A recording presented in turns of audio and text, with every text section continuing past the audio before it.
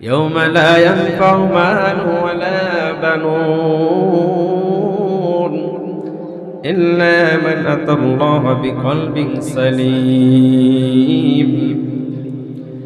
ওরে আল্লাহ তাআলা বলেন, তোমাদের আমাদের জন্য যা বরত্ব আমরা দেখাই। ইয়াউমা লা ইয়ানফাউ মালু ওয়ালা বানুন, মালের বরত্ব আমরা দেখানোর চেষ্টা করি, ছেলে সন্তানের গৌরব দেখাই। কারণ আমার ছেলেকে আমি ইঞ্জিনিয়ার বানিয়েছি, অনেক টাকাওয়ালার টাকার মালিক বানিয়েছি, এমন বরত্ব শুরু করিয়া দেই। কিন্তু এই সময় সবকিছু কি কোনো কিছুই তোমার আমার জন্য কাজে আসবে ভাবা উচিত, একটু ভাবার দরকার।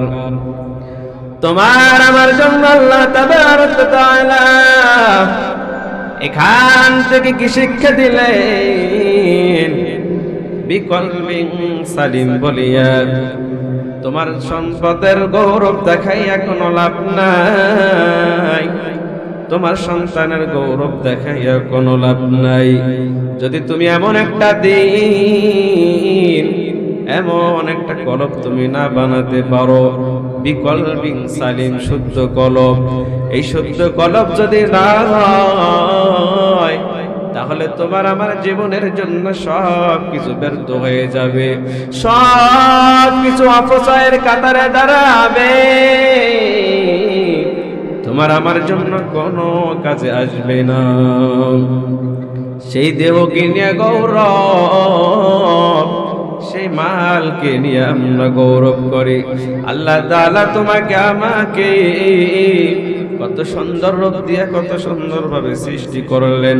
তোমার কাছে টাকা চাইল না, তোমার কাছে কোন রকমের ধন সম্পদ চাইল না। আল্লাহ তাবারক ওয়া তাআলা ইরশাদ করিয়া বলছেন, ইয়া আইয়ুহাল ইনসান মা গররাকা বিরাব্বিকাল কারীম। আল্লাহ তাআলা ইরশাদ করিয়া বললেন, হে মানুষ, সকল ইনসান, সকলকে বলতেছেন, মা গররাকা বিরাব্বিকাল কারীম। গররাকা বলিয়া তোমাকে আমাকে কি শিক্ষা দান করলেন? যে তোমাদেরকে কিসে ধোকায় ফেললাম, তোমাদেরকে কিসে বিভ্রান্ত ফেললাম? আমার আল্লাহ তাআলাকে ভুলিয়া যাইয়া আমাকে ভুলিয়া রে মুমিন দুনিয়ার মধ্যে লিপ্ত হইয়া গেল, কিসেই তোমাকে ধোকায় ফেলিয়া দিল। গররাকা বিরাব্বিকাল কারীম। আল্লাহ তাবারক ওয়া তাআলা অতি দয়াবান মেহেরবান। এই আল্লাহ তাবারক ওয়া তাআলা তোমাকে আমাকে সৃষ্টি করার পর একটি স্মরণ করিয়া দিল। কেন এমনি ভাবে ভুলিয়া যাও? ভুলিয়া যাওয়ার কোন কারণ নাই, ভুলিয়া গেলে চলবে না। আল্লাহ তাআলা তোমাকে আমাকে স্মরণ করাইয়া দেয়। আল্লাযী খালাকা ফাসাওয়াকা ফাআদালাক, একটি দেহ বানায় দিল, একটি সুন্দর তোমাদের শারীরিক একটি গঠন বানাইয়া দিল। ফি আইয়ি সূরাতিন মা শাআ রাক্কাবাক, সুন্দর একটি সূরত পর্যন্ত তোমারে আমারে বানাইয়া দিল। এত দশর্তরে মুমিন, ওই আল্লাহ তাআলা কেমনি তুমি আবি বলিয়া থাকি? এমন একটি চেহারা বানাইয়া দিল,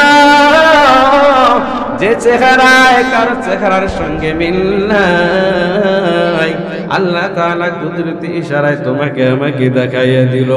ওরে আব্দুল করিম, ও আব্দুর রহিম, আব্দুল জব্বার, একই নামে কত রকমের মানুষ বানাইলাম, কিন্তু কারো মুখের সাথে কারো মুখের মিল নাই। এমন ভাবে সূরজ আল্লাহ বানাইলেন, এমন সিস্টেমে তোমারে আমারে বানাইলেন। তুমি আমি যেন একজন আরেকজনের রূপ নিয়ে ধোঁকা দিতে না পারি, সেজন্য আল্লাহ সিস্টেম করিয়া দিলেন একজনের সিল অপরজনের সিলের সাথে খাপ খায় না। আল্লাহ তাআলা বলেন, তুমি যাইয়া ধোঁকা দিবা, একজনের সিলকে আরেকজনের সিল বানাইয়া দিবা, এমন সুযোগ নাই, এমন কোন সুযোগ নাই। আল্লাহ তাআলা দুনিয়ার নিজামকে ঠিক রাখার জন্য কোন মানুষ যেন কোন মানুষকে ধোঁকা দিতে না পারে, কোন মানুষ যেন কোন মানুষের সিলকে বদলাইয়া কোন রকমের চালাকির ভাব দেখাতে না পারে। এই জন্য মহান রব্বুল আলামিন তোমার আমার সিলকে সব পৃথক পৃথক করিয়া দিল। এরপরও কি ভাবছো রে মুমিন? কিসের গৌরব দেখাও, কিসের গৌরব দেখাও? এই পৃথিবীতে থাকার জায়গা নয়, এই পৃথিবীতে আমরা কেউ ছিলাম না, কেউ থাকবো না। আল্লাহ তাবারক ওয়া তাআলা বলেন, যেই মগরেতে তোমাকে আমাকে আল্লাহ তাবারক ওয়া তাআলা বানাইয়া পাঠাইয়া দিল, যেই মগরেতে তোমারে আমারে দিল, ঠিক সেই মুহূর্তের জন্য মৃত্যুটাও তোমার জন্য আমার জন্য নির্ধারণ করিয়া দিছে। অকুমতুম আমওয়াতান ফাহইয়াকুম সুম্মা ইউমীতুকুম সুম্মা ইউহয়িকুম। তোমার জীবন জিন্দেগির জন্য তোমার অস্তিত্ব ছিল না, তোমার অস্তিত্বকে আল্লাহ তাবারক ওয়া তাআলা আবার দিয়া অস্তিত্বকে আবার মিটাইয়া দিবে। এরপরে ওরে মুমিন কিসের ভাব নিয়ে বলছো? মনে হয় পৃথিবী ছেড়ে যেতে হবে না। এই তো দেখো রে মুমিন, এই পৃথিবীটাকে সাজানোর জন্য, এই পৃথিবীটাকে রং তামাশা করার জন্য কতজন কত রকমের রং তামাশায় না পায়। ওই তো সেদিনে ঢাকার মধ্যে অগ্নিকাণ্ডের মধ্যে কি অবস্থা হয়ে গেল, সঙ্গে সঙ্গে 43 জনের লাশ, ওই লাশের পর লাশ। এক পরিবারের 5 জন ছিল, 5 জন বিদেশে যাবে। তার আগের মকরেতে কিছু আনন্দ করার জন্য, আগের মকরেতে আনন্দের জন্য একটু ঘোরাফেরার জন্য গেল। একটু ঘোরাফেরা করার পর তারা বিদেশে যাবে এমন আয়োজনে গেল রে মুসলমান। তারা কি আসতে ফিরে আসতে পারছেনি?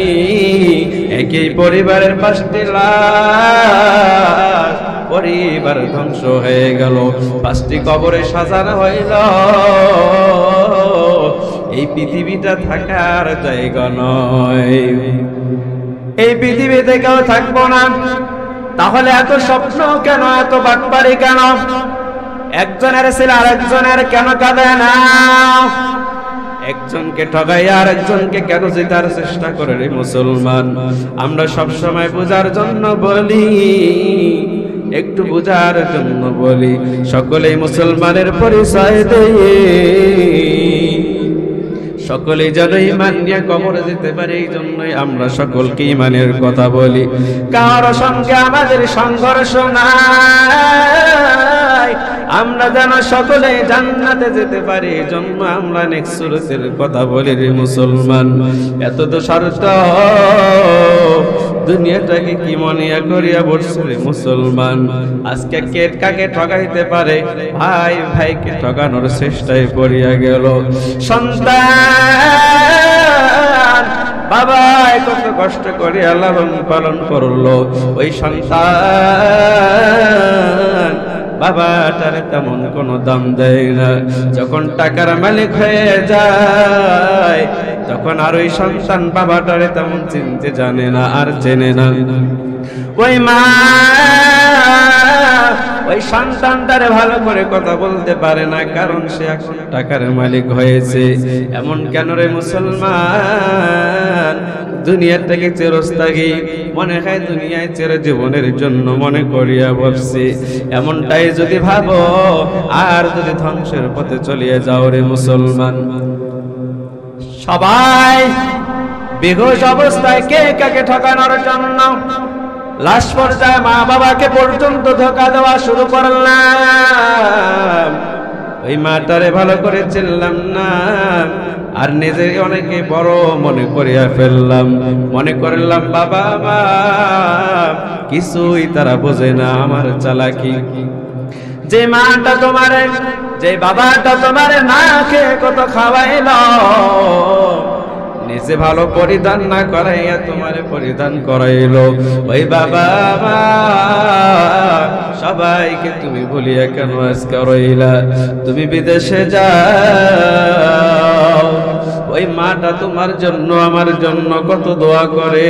তুমি বাবা তোমাকে বিদেশে পাঠানোর পর তোমার জন্য কত দোয়া করলো, কিন্তু তুমি শেষ নগরীতে 5 বছর 7 বছর বিদেশ কাটানোর পর বাড়িতে আসার সময় মার্কেট করো, সবার জন্য মার্কেট করিয়া নাও, স্ত্রীর জন্য মার্কেট করো, বিভিন্ন রং তামাশার মার্কেট নিয়ে তুমি শুরু করিয়া দিলাম, সন্তানের জন্য মার্কেট নিলাম, কিন্তু এখন মায়ের মার্কেট তোমার ভাগ্যে জুটলো না, মায়ের মার্কেটের খবর নাই। বিদেশ হতে তুমি যখন বাসায় ফিরলা, ওই বাসায় যখন আসলা রে মুমিন, আসার পরে দেখা যায় তোমার বাবা মা তোমার পাশে দাঁড়ায়।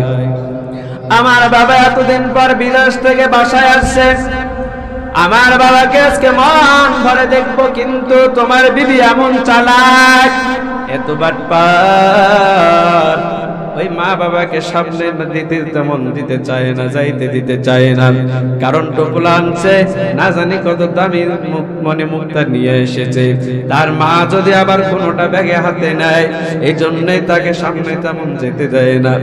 মাটা এক পাশ থেকে পাশে দাঁড়াইয়া ওইটুকু ধরে দেখি আমি তেমন কিছু চাবার জন্য এখানে আসি নাই, আমি একমাত্র আসলাম আমার সন্তানটারে দেখার জন্য। স্ত্রীর জন্য নানান রকমের পোশাক বাহির করিয়া দেখানো শুরু করলো, সন্তানটার জন্য নানান রকমের পোশাক দেখানো শুরু করিয়া দিল। এমন তো অবস্থায় মায়ের জন্য মাকে যখন দেখলো, মা পাশে দাঁড়াইয়া দেখতেছে আমার মা আমার দিকে, সন্তান ডাক দিয়ে কয় মা তোমার জন্য মার্কেটে অনেক দেখেছি, কিন্তু তোমার কাপড় মেলে নাই, তোমার কাপড় আমি ভালো কিছু পাই নাই, তুমি মনে কষ্ট নিও না। হতভাগার দল, যে মাটা তোমাকে 10 মাস 10 দিন পর্যন্ত গর্ভে ধারণ করলো, যে মাটা তোমাকে হাতের নলি পর্যন্ত বিক্রি করে বিদেশে পাঠাইলো, ওই মাটারে তুমি এখন ভুলিয়া গেলা। সবার জন্য মার্কেট জুটলো, তোমার মায়ের জন্য মার্কেট জুটলো না। ওই মাটা তোমাকে হামালাতহু উম্মুহু ওয়াহনান আলা ওয়াহনিন ওয়া ফিসালুহু ফি আমাইন, তোমাকে গর্ভধারণ করলো ওয়াহনান আলা ওয়াহনিন, বিভিন্ন সময় বিভিন্ন রকমের কষ্টদায়ক অবস্থায় তোমার মা কাটাইছে। ওই খানা খাওয়ার জন্য গেল, ওই মুহূর্তে দেখা যায় তোমার মা কিন্তু খানার প্লেটটা নিয়ে উঠে চলে গেল। তোমার মায়ের বুকে তুমি এমন লাথি মারিয়া দিছ, তোমার মা সঙ্গে সঙ্গে পেটের ব্যথা নিয়া সকালের খানাটা পর্যন্ত খাইতে পারলো না, দুপুরের খানাটা পর্যন্ত খাইতে পারলো না, রাতের খানাটাও যখন খাইতে পারলো না, অবশেষে কান্নায় জড়িয়ে পড়লো। শাশুড়ি আম্মা ডাক দিয়া কয়, ওরে বৌমা তোমাকে বুঝেছিলে আমার কিছু বলেছে যার জন্য তুমি কান্না করছো, ব্যাপারটা কি? ওই শাশুড়ি আম্মাকে ডাক দিয়া কয়, আপনার সন্তান আমার তেমন কিছু বলে নাই। ওই শাশুড়ি আম্মার আর বুঝতে বাকি রইল না, যেমন অবস্থা আমিও এক সময় কাটাইছি, যে সন্তানের জন্য তুমি আজকে দুনিয়ার মুখ দেখছো, যে সন্তানের জন্য তুমি আজকে গাড়ি বাড়ি দেখলা, ওই সন্তানটার জন্য আমিও একদিন এভাবে কান্না করছিলাম, আমিও একদিন এভাবে লালন পালন করেছিলাম। এমন অবস্থা আমারও জীবন যাপনকে কাটানো হয়েছে, এমন সময় আমারও ছিল। কত সময় কত কষ্ট করেছে রে মা, ওই মাটাকে আজকে তোমরা আমি কত কষ্ট দিয়ে থাকি। কত বাগার দল, তোমাকে আল্লাহ সন্তান কেন দিল? তোমাকে বুঝার জন্য, যে তোমাকেও সন্তান দিলাম, ওই মাটারে কত অপমান করলা, বাবাটারে কত অপমান করলা, ওই মা বাবাটারে কত অপমান করলা, কষ্ট দিলা। তোমাকে একটি সন্তান দিলাম, তুমি সন্তানের থেকে শিক্ষা অর্জন করবা। তোমার সন্তান যখন তোমার মায়া তোমার অন্তরে সৃষ্টি হয়ে যাবে, রাতের গভীরে শীতের মুহূর্তে, কনকনে শীতের মুহূর্তে তোমার সন্তান যখন প্রসব করিয়া দিবে, তোমার বাবার মন তখন কেমন চটপট করে, তোমার মায়ের মন কেমন চটপট করে। সন্তান না জানি শীতের মধ্যে পড়িয়া গেল, এমন মুহূর্তের জন্য কত কঠিন মুহূর্তে রাত জাগরণ করছ, এমন সময় রাত্রে জাগরণ করিয়া ঘুমাও নাই, রাত্রে না ঘুমাইয়া সন্তানকে পাহারা দিছো, এরপরেও কি তোমার মনে পড়লো না তোমার বাবা পাশের রুমে তেমন ভালো একটা ল্যাপ পর্যন্ত দিলা না, দামি একটা কম্বল পর্যন্ত দিলা না, পুরানা খেতা নাসরা সিরা গোলাম দিয়া তোমার বাবারে রাখছ, এমন ঘরের মধ্যে রাখছ যে ঘরটা ভাঙ্গা চূড়া, রাত্রে শিশির করে বাতাস আসে, এরপরেও তোমার ভুল ভাঙলো না। তোমার রাত্রের গভীরে তোমার ঘুম ভাঙলো সন্তানের জন্য। ওরে হতভাগার দল, তুমি আর বড় চিন্তা করলে না, আমার বাবা মা এমন একদিন কষ্ট করেছিল, ওই বাবা মাটারা আজকে কেন আমি এমন অবস্থায় রাখলাম খবর রাখি না। কত বাবা মার কাহিনী, হাজার হাজার ইতিহাস আছে। মায়ের মতো আপন কেহ নাই রে নাই, মায়ের মতো আপন কেহ নাই রে নাই। বিদেশ থেকে সন্তান যদি কিছু হয়, সবার আগে মায়ের মনে জানতে পাই, সবার আগে মায়ের মনে জানতে পাই। হায়রে মানুষ মাকে তোমরা চিনলে না, হায়রে মানুষ সময় থাকতে মাকে তোমরা চিনলে না, সময় থাকতে মায়ের খেদমত করলে না। মায়ে যে এখন আমার কাছে নাই রে নাই, মায়ে যে এখন আমার কাছে নাই রে নাই, বলো দেখি তারে আমি কোথায় পাই, বলো দেখি তারে আমি কোথায় পাই।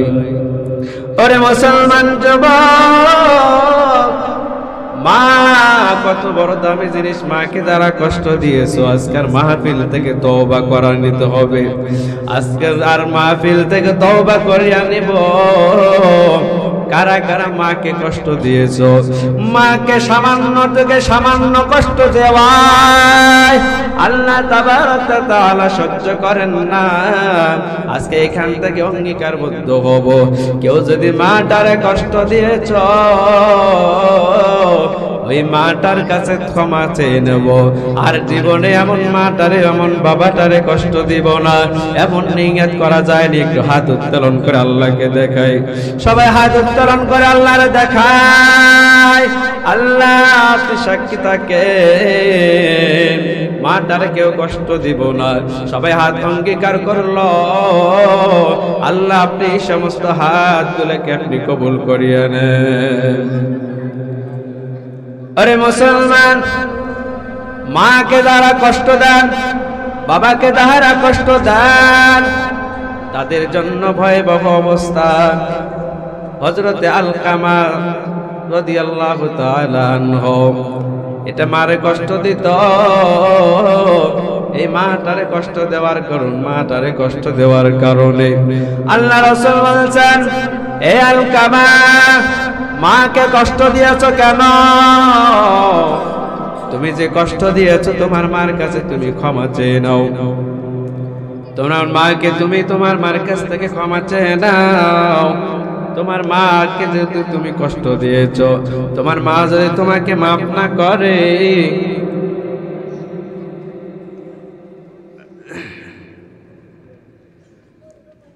ইনশাআল্লাহ আমি স্বল্প সময় শেষ করে দেব। তোমার মাটারে তুমি কষ্ট দিয়েছো কেন? তোমার মাটারে তুমি কষ্ট দিয়েছো। আলকামারে ডাক দাও, কতগুলো আগুন একত্রিত করো, একটি গর্ত রেডি করে আনাও। এবার আলকামাকে আগুনে জ্বালানো হবে। তার মা যদি তাকে মাফ না করে, ওই মার কাছে যখন মাফ চায়, সন্তানদের আর মাফ করে না। আল্লাহ রাসূলকে বলছেন, ইয়া রাসূলুল্লাহ, এই সন্তান আমারে অনেক কষ্ট দিয়েছে, অনেক দুঃখ দিয়েছে, এমন নাফরমান সন্তানটারে আমি মাফ করব না। এমন সন্তানকে আমি মাফ করব না। কইলে তুমি ঠিক আছে এখানে থাকো, তোমার সন্তানকে এখন আগুনের মধ্যে নিক্ষেপ করা হবে।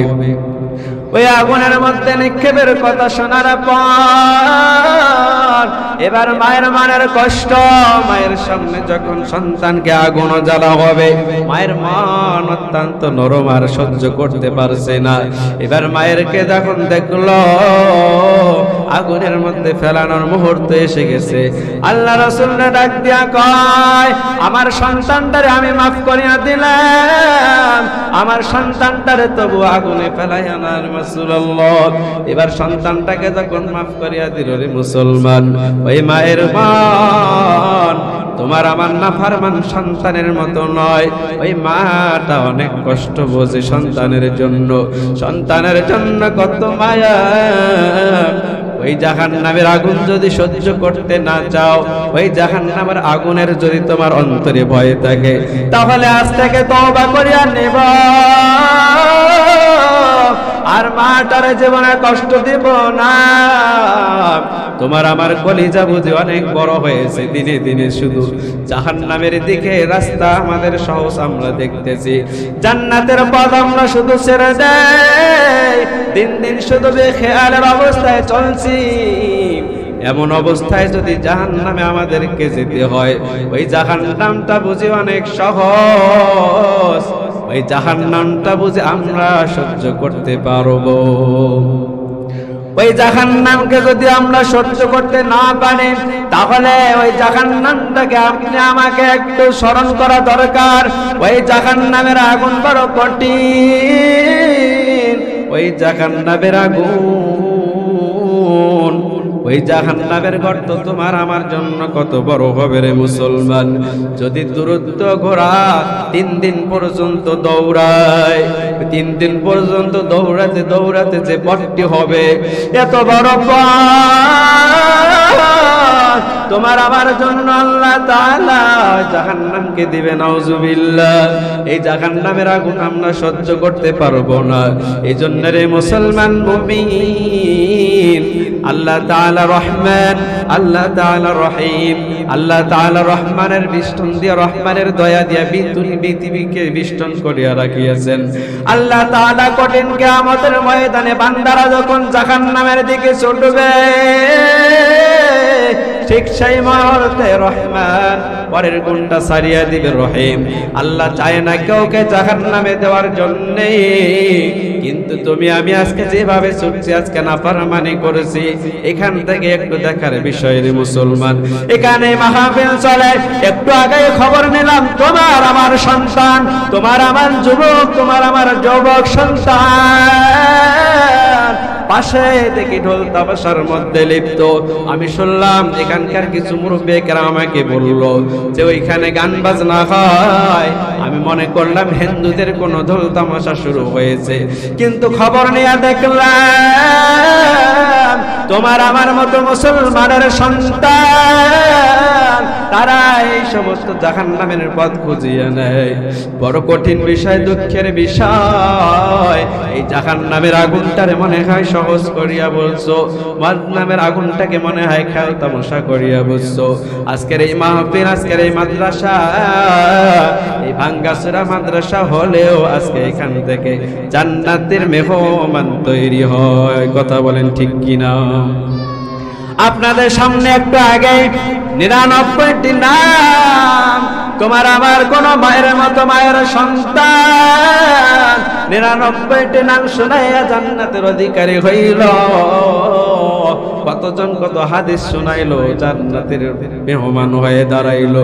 কিন্তু তুই আমি কি গুনাহ করলাম, তুমি আমি কি নাফরমানি করলাম, তুমি আমি কেন আজকে এই পথগুলো ধরতে পারি না?